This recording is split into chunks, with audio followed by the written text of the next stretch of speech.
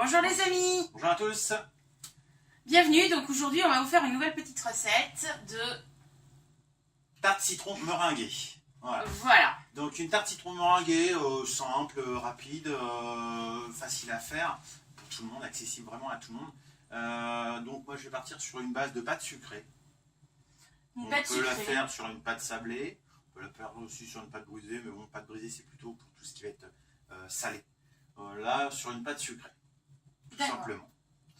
Et avec un appareil citron comme vous avez déjà vu pour les bûches qu'on a fait, la bûche fraise citron. D'accord. Voilà. Donc on est parti pour la pâte sucrée, quelques ingrédients de base. Du beurre, du sucre, de la farine et des œufs.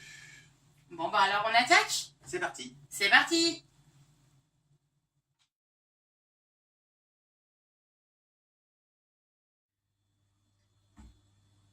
Donc voici nos ingrédients. Donc la pâte sucrée, comme vous avez pu voir sur la recette, j'ai marqué beurre pommade. Alors qu'est-ce qu'un beurre pommade?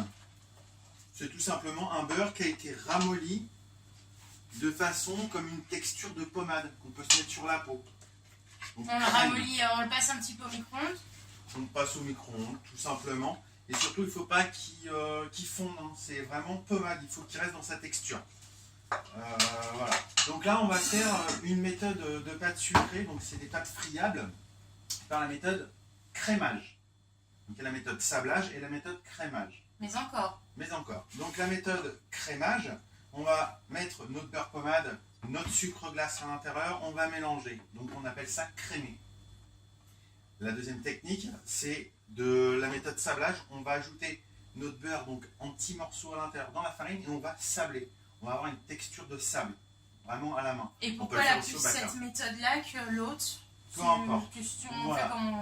Voilà, c'est ça. En fait, il n'y a pas ni l'une ni l'autre. Ouais. Chacun va avoir sa manière de travailler, sa préférence. Les deux donnent un résultat, là, peut-être un petit peu plus fondant qu'un peu plus croquant, en méthode de crémage. D'accord. Donc, notre beurre pommade, notre sucre glace. Et là, on va juste crémer. On appelle ça crémer. Donc on mélange tout simplement les deux ingrédients. C'est ça. Donc au batteur, on va utiliser quoi comme ustensile? Si on veut le faire au batteur. Eh ben, le gros truc qui est tout rond. Ah non, l'autre comme pour les pains plutôt, là, l'espèce de crochet. Et non. Ah non. Là on va utiliser la feuille. Donc la feuille c'est... Ah oui, c'est le truc oui, voilà. Mais c'est ce que je voulais dire, quoi. Donc la feuille. Ça, voilà, une feuille. On va utiliser ça. Excusez-moi. Pour faire le crémage ou pour faire la pâte sucrée en entière. D'ailleurs, c'est ce qu'on utilisera aussi pour faire tout ce qui est pâte battue aussi. D'accord. Donc c'est-à-dire, parce que tu parlais d'utiliser la feuille là, mais là tu l'utilises pas. Non, j'utilise une spatule. Ça c'est quand on veut l'utiliser pour le batteur. Oui, donc c'est simplement qu'en fin de compte, ce que toi tu fais là à la main, on peut le faire au batteur. Bien sûr. La différence de faire son batteur ou à la main, c'est laquelle? Aucune, sauf que là, comme c'est des petits ateliers pour la ménagère, elle n'a pas forcément un batteur. D'accord. Donc là, le fait de le faire à la main, c'est aussi rapide de le faire à la main, c'est vraiment très rapide. Oui, parce qu'après il y a le nettoyage de la machine en fait, voilà. Juste pour... donc après on ajoute notre œuf.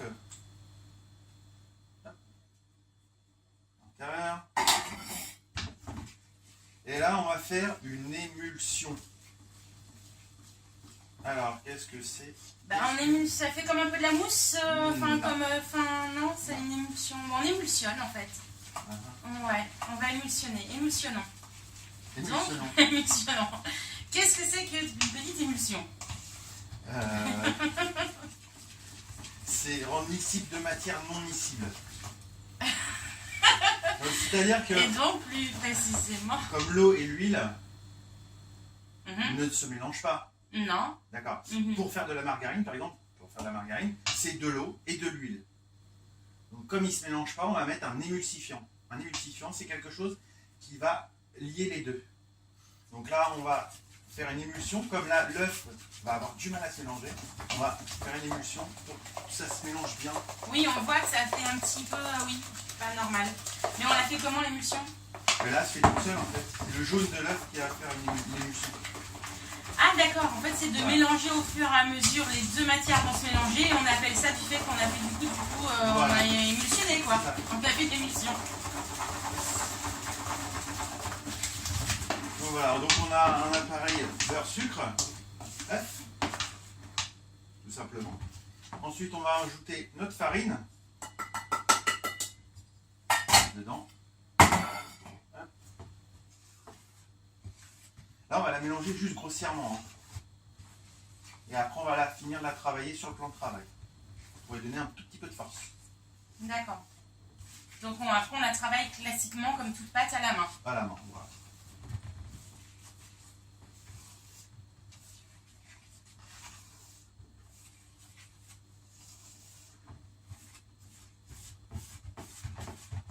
Et donc après, on va la former, faire une boule. Il va falloir la laisser reposer. Donc là, on va la laisser reposer 2 heures au frigo. 2 heures au frigo. À peu près.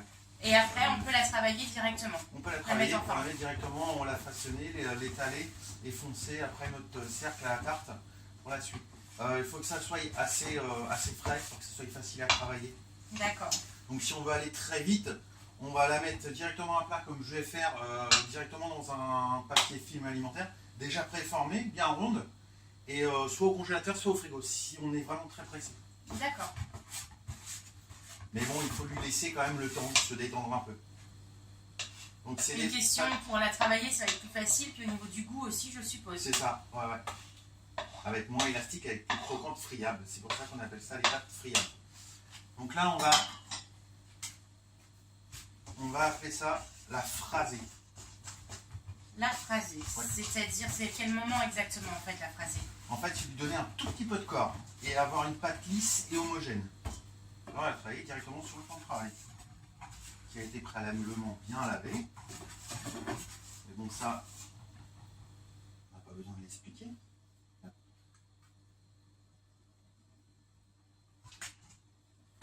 Donc, le phrasage, ça va être tout simplement avec la paume de la main, on va l'écraser un peu comme ça. Voilà. Et là, on va lui donner un tout petit peu de force. Un petit peu de force pour qu'elle se tienne mieux en fait après. Et puis pour qu'elle soit lisse et homogène. Donc il n'y a pas besoin de la travailler beaucoup. Hein. Justement, c'est là c'est tout là. Là on va regarder comment elle va être. Ouais. Si elle est lisse. Donc forcément c'est des pâtes qui sont quand même molles hein, à la base. Hein. On ne remet pas de farine sur le plan de travail, rien du tout. Donc là, on peut voir que la pâte, elle est bien lisse. Là, on peut la... C'est bon, elle est prête. D'accord. Elle est prête, mais maintenant, il lui faut du froid pour bien la travailler après par la suite. D'accord. Donc ça demande, vous avez vu, hein, même pas 5 minutes à faire. Oui, c'est super rapide. On va dire que presque le plus long, c'est de préparer son beurre. C'est pas comme une pâte feuilletée, quoi. Là, c'est vrai que du coup, c'est à la portée de tout le monde, beaucoup plus qu'une pâte feuilletée à faire à la maison, quoi. C'est ça. C'est très rapide. Et donc là, maintenant, tu vas juste l'écraser un peu pour qu'elle soit plus fine pour la mettre au frigo. Ouais. Voilà. Donc bien filmer sans air, sans rien. Pourquoi? Pour éviter que ça le croûte.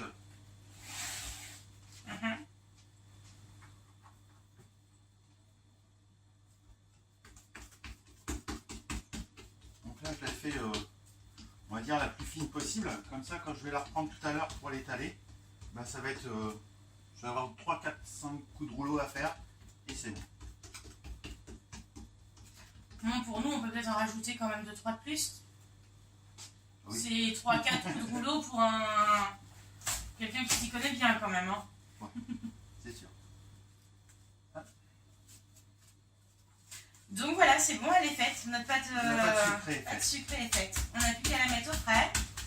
Après, avec ça, une tarte aux poires, une tarte aux pommes, une tarte aux fraises. Voilà, on va faire une cuisson à blanc après, vous verrez. Et puis voilà.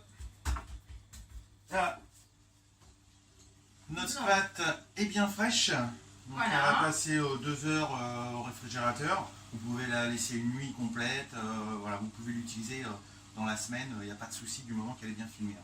On peut la conserver combien de temps dans un frigo? Une bonne semaine. Une bonne semaine. Ouais. Donc bah on va foncer. Donc le but c'est d'abaisser le plus régulièrement possible la pâte pour qu'elle soit plus grande pour pouvoir après foncer le cercle. D'accord. Foncer le cercle. Donc mettre la pâte à l'intérieur. D'accord. Ça foncer. Ok. Donc on va fleurer légèrement le plan de travail, un petit peu aussi sur la pâte, bien entendu. Et on va y aller régulièrement afin d'éviter de casser les bords. Et justement, du fait qu'elle sort du frigo et tout ça, est-ce qu'elle n'est pas un peu plus dure après à... Elle est un petit peu dure, donc il faut la laisser un petit peu revenir, D'accord. se reprendre.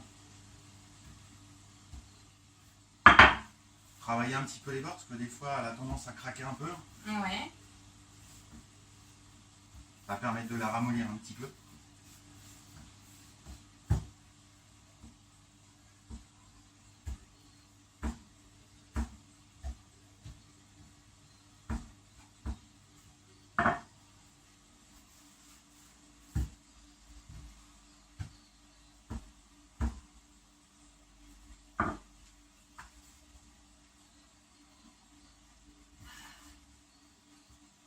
C'est des pâtes délicates à travailler, hein. Il n'y a pas de force dedans. C'est vraiment friable. Ouais. Mais c'est pas une pâte à pain, quoi. Non.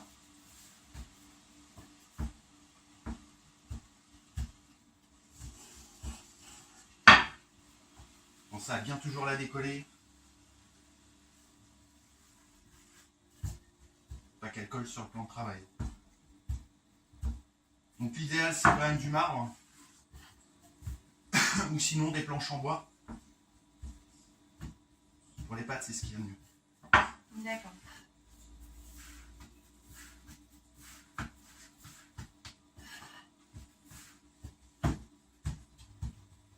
Une fois qu'elle commence à se reprendre un petit peu, ça commence à être plus agréable à travailler.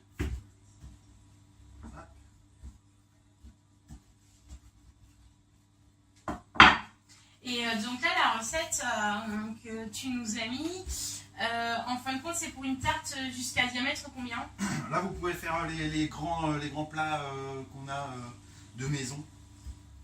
Enfin oui, Les plats tartes, les plats, quoi. c'est ça. Donc celle, oui, de 28 cm, 30 cm, ça. il n'y a pas de souci, ça passe dedans. C'est ça. Voilà. Donc là, j'ai mon épaisseur, à peu près 3 mm. Hein. Ouais, De 3 mm. Après, ça va dépendre si vous aimez bien la pâte ou pas. Même d'accord. s'il y a des petits trous, c'est pas trop grave. Là, je vérifie si j'ai bien mon pourtour. D'accord. Donc, pour pouvoir bien le remettre sur le côté. Et là, je vais découper. Et on découpe, Pour on laisse l'excellent. à peu près, justement, pour froncer après, comme tu dis, on laisse au moins 2-3 cm, quoi, alors autour. Oui, on est plus vers le 3-4 cm. D'accord. Pour être tranquille. Hein. Donc oui, il n'y a pas beaucoup en fait de pertes au final. Non. Après, on le réutilise. Hein. La pâte, on la remet au frigo, on la réutilise juste après. Oui, et si en reste, on peut l'utiliser pour en même temps compléter Les sur petits les petits, individuels. les petits individuels. C'est ça.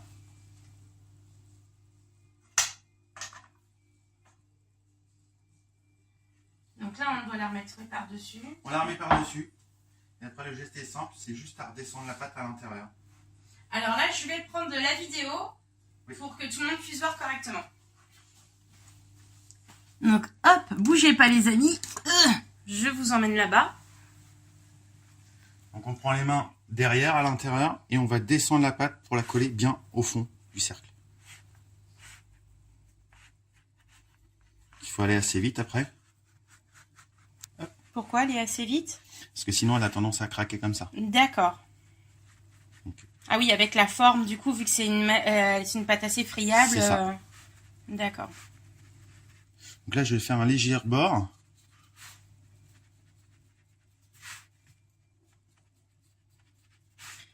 Donc là, après, on l'appuie bien sur le... Sur le côté du cercle.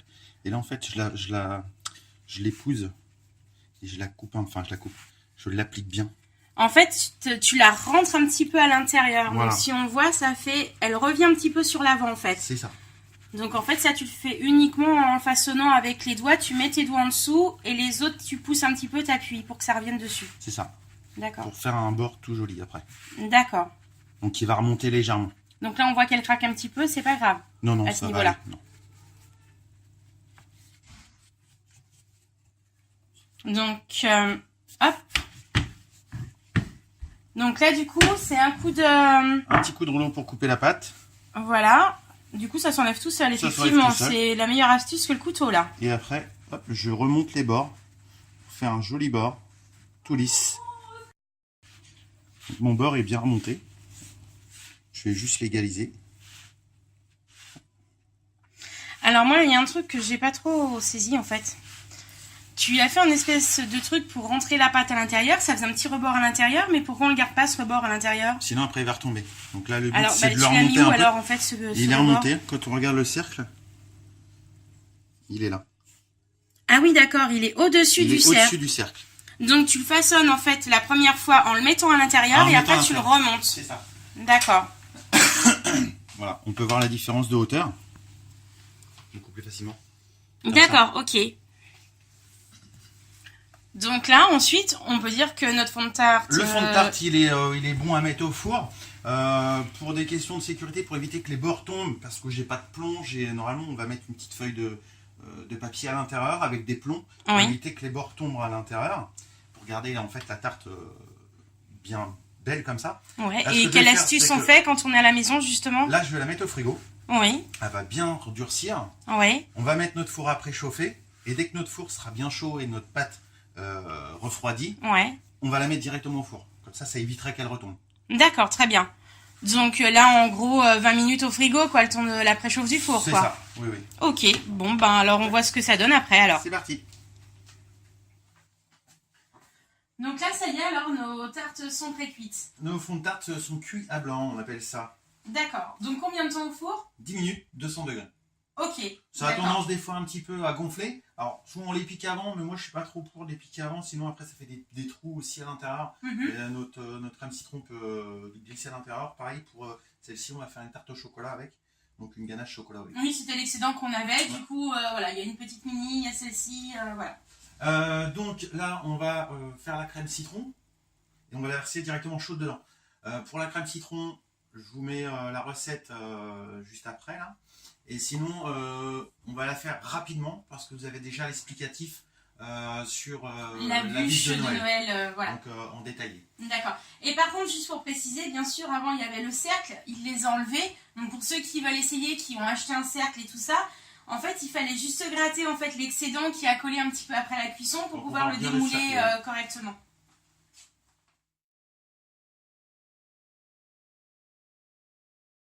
Donc là, on prépare la crème alors. Allez, hop, c'est parti pour la crème. C'est parti.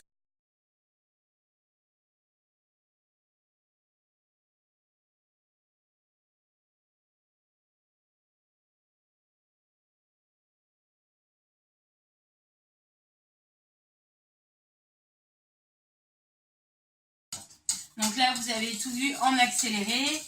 Donc n'oubliez pas, sur la vidéo de la bûche de Noël, vous avez la recette au complet détaillée. Mais c'est vrai qu'il n'y a rien de plus simple. On ajoute les ingrédients au fur et à mesure. Et sitôt que ça goût, hop, on enlève la gélatine, le beurre. Je fais une bêtise.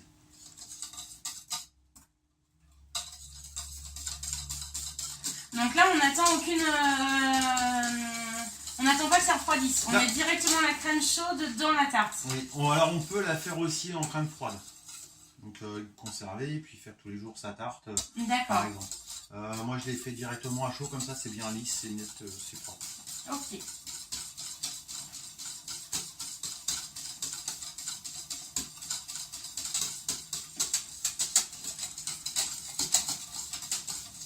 Donc là, notre beurre est bien fondu.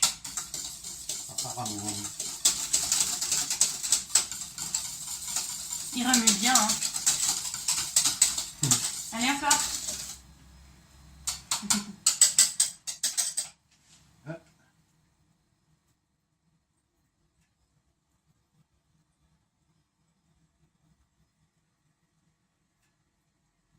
Ça va être bon, je pense. Tu penses? Tu vas être sûr. J'en suis même sûre, je crois bien.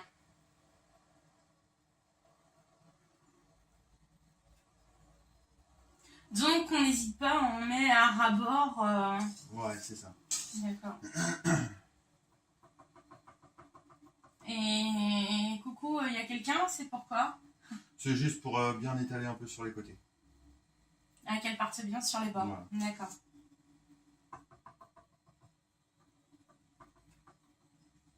De toute façon, après, ça va être recouvert d'une meringue italienne. Hein.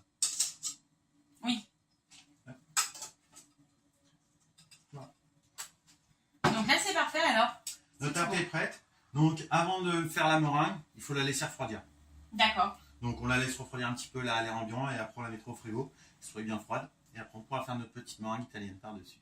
Ok. Et donc là, par contre, on va vous montrer parce que bon, voilà, comme on est des gourmands, il restait de la pâte. On va faire la petite tarte au chocolat, toute simple. Tarte chocolat au lait. Chocolat au lait. Alors du coup, on a mis donc notre tarte citron au frais et en attendant, on prépare le chocolat. Le chocolat. Alors, principe simple d'une ganache, c'est crème à bouillir. On le verse dans du chocolat. On a la couverture. Moi, je l'ai fait fondre un petit peu. Même s'il y a des morceaux, c'est pas grave, ça continue à fondre avec notre crème bouillante. Et de la matière grasse, du beurre pour rester moelleux.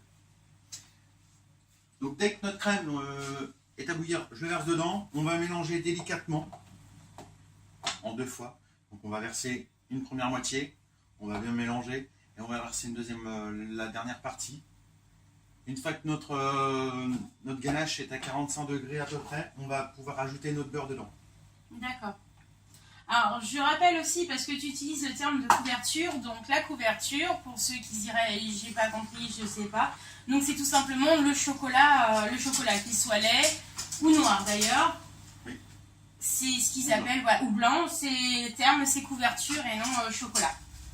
Couverture est faite pour être travaillée, pour faire des moulages, etc. Une différence, parce que c'est vrai qu'avec du coup ce que vous aurez acheté en magasin, les tablettes de chocolat pâtissier, ouais, voilà. et bah du coup on ne travaille pas du tout pareil. Par contre, c'est quand même largement possible pour faire une tarte au chocolat. Bien sûr, oui, oui. Voilà, mais par contre à travailler après pour des petits décors, des trucs comme ça, c'est plus de la couverture. Donc chef, nous c'est tout bon, donc la crème, elle Donc bout. la crème, elle bout. Je verse la moitié dedans. Hop. On va déjà bien mélanger. Une fois que ça va être bien mélangé, bien homogène, on va pouvoir ajouter la deuxième partie. D'accord. Donc on évite de le travailler avec un fouet. Pourquoi? Parce que on va incorporer de l'air à l'intérieur. Qui dit air dit microbe. Et aussi, ça va durcir notre ganache. Donc elle va plus être fondante, elle va être dure et sèche. D'accord. Donc on travaille le plus souvent avec une maryse ou une spatule, tout simplement. Ok. Donc là, on fait bien en sorte que la crème soit bien complètement absorbée par le chocolat. C'est ça. Ok.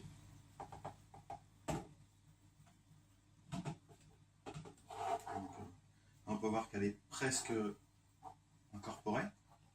Oui.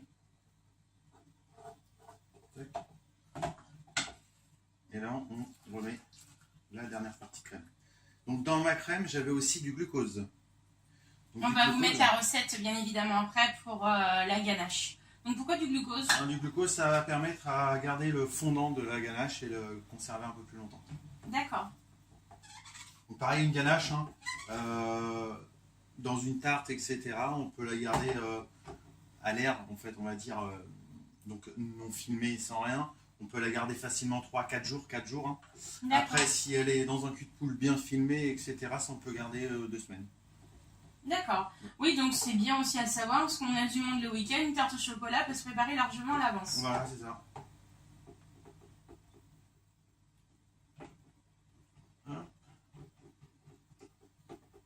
Et donc ensuite, on n'a plus que notre beurre à incorporer directement. Alors, il faut attendre un tout petit peu à 45 degrés. Donc, on ne doit pas être loin des 45 degrés, parce que mon chocolat, il était à peine à 30. Notre crème, elle va continuer à refondre aussi un petit peu, il faut refroidir. Là, on est quand même un peu loin de 50. Forcément, c'est logique. 52 même, je dirais peut-être.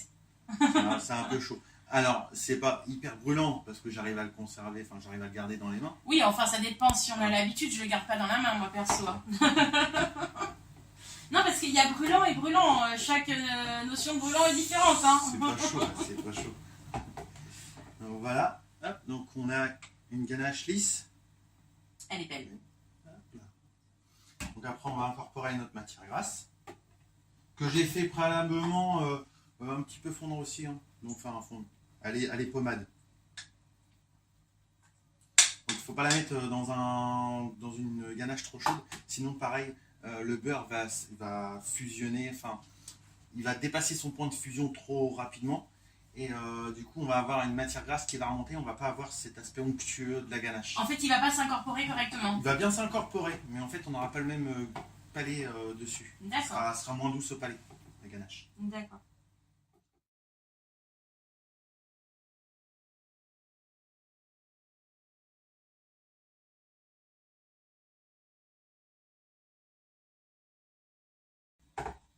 Et ensuite pour la suite de la recette? C'est terminé. On peut les laisser comme ça, après on peut faire un glaçage chocolat, etc.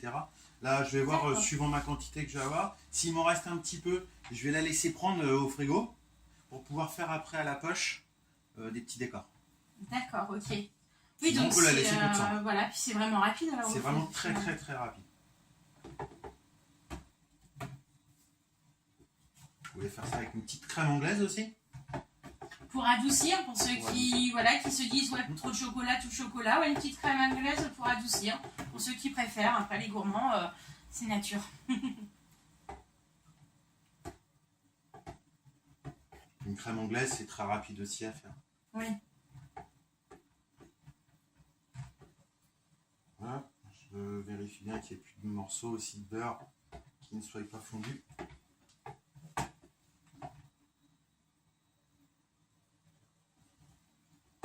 Là, elle est bien lisse, bien onctueuse.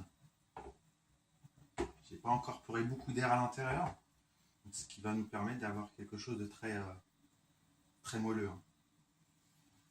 Voilà. Et donc là, on la verse directement dans son fond de tarte.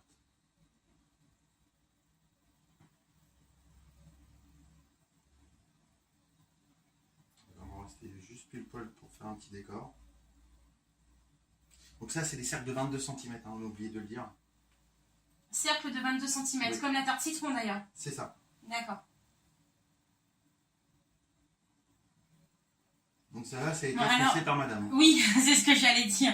Vous allez dire, ouais, mais ça déborde d'un côté, il y a plus épais de l'autre, c'est mon œuvre à moi. Mais bon, pas trop mal quand même, pas très régulier, mais bon, je m'en suis plutôt pas trop mal sorti, hein, chef.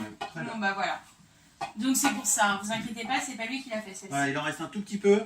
Donc ça, je vais le garder, je vais le laisser au frigo. Donc la tarte aussi au frigo, bien entendu. Et dès que ça va être un tout petit peu bloqué, de façon à pouvoir encore la travailler à la poche, bon, on peut faire un petit décor par-dessus. Après, voilà, chacun a son envie. Voilà.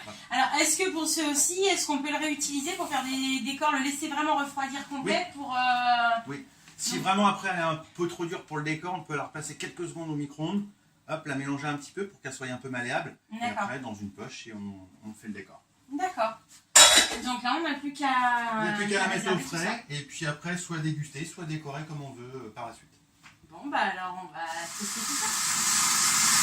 Alors du coup, on se retrouve uniquement pour faire notre meringue sur le tarte citron. C'est ça. Ok. Donc la meringue italienne, c'est un mélange de blanc et de sucre cuit à 121 degrés. Donc j'ai mis mon sucre à cuire sur le gaz avec un petit peu d'eau jusqu'à 115, j'ai mis mon batteur à fond et là il est bon, il est à 121, donc j'ai juste à le verser dedans, tout simplement. Vitesse moyenne. Là oui.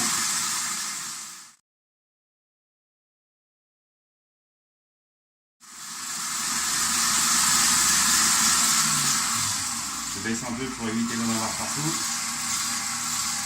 Sur le bord, on évite de le mettre sur le fruit.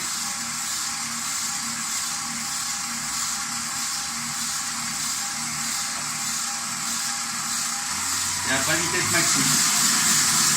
Durant combien de temps? À peu près 5-10 minutes, ça va dépendre de la quantité qu'on a. D'accord. Là, jusqu'à refroidissement. D'accord. Légèrement tiède, quoi. Donc, on attend que ça refroidisse. Pendant ce temps-là, on peut préparer sa poche. Donc là, on va faire avec une poche et une douille sans sonorité. faire comme les épis sur le body. D'accord.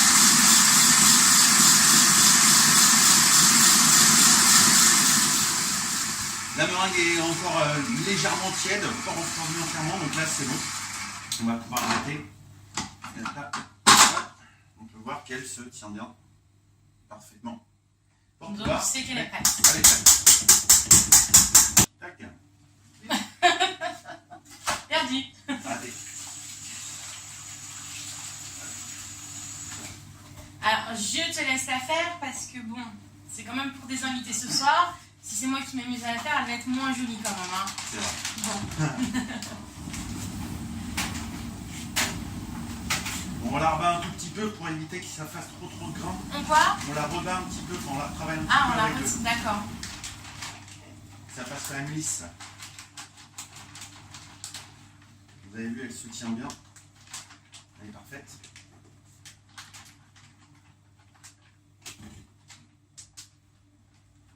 Voilà. Donc en fait, la meringue italienne, là, c'est la même en fin de compte pour faire Les guimauves, par des exemple. guimauves à une différence près. C'est que les guimauves, en fait, il y a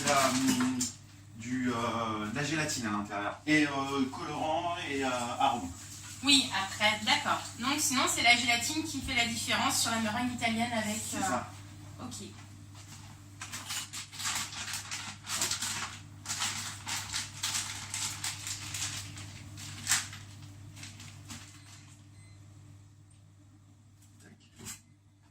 Et là, on va le faire un peu comme un Saint-Honoré, un vrai Saint-Honoré.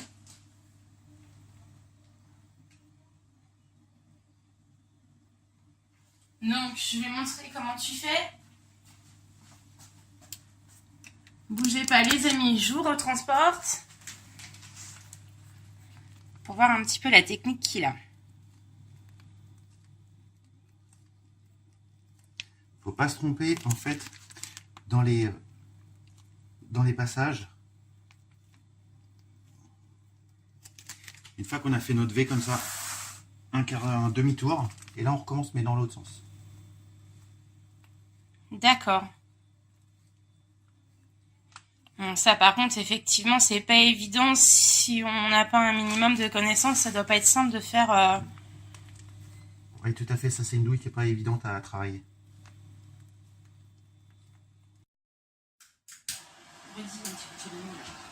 Un petit coup de chalumeau une fois fini, pour lui donner un tout petit peu de couleur.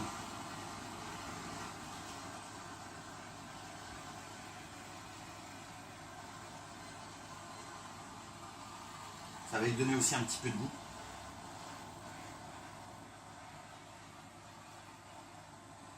Et c'est super joli, c'est vrai.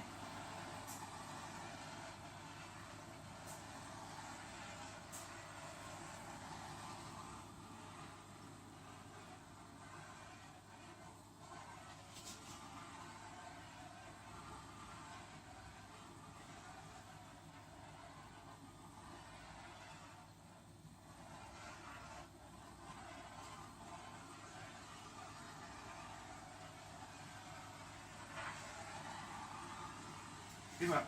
Donc ça y est, notre tarte citron meringuée est prête, elle est finie. Voilà. Donc ça, c'est fait.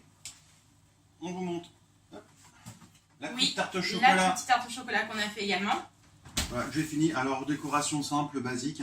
Tout le monde peut faire ça en toute simplicité. Voilà. Simple, efficace. Bon, bah maintenant, la dégustation. Voilà, donc c'est parti. Les invités vont goûter ça et nous dire ce qu'ils en pensent. Bon les filles, vous en pensez quoi? On goûte?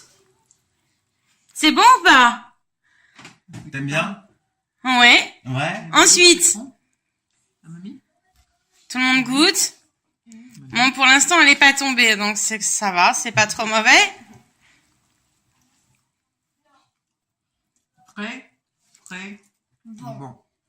Bon. Attends, j'ai pas pris de biscuit, je le prends. C'est comme l'aller-retour. Ah oui, faut tout goûter.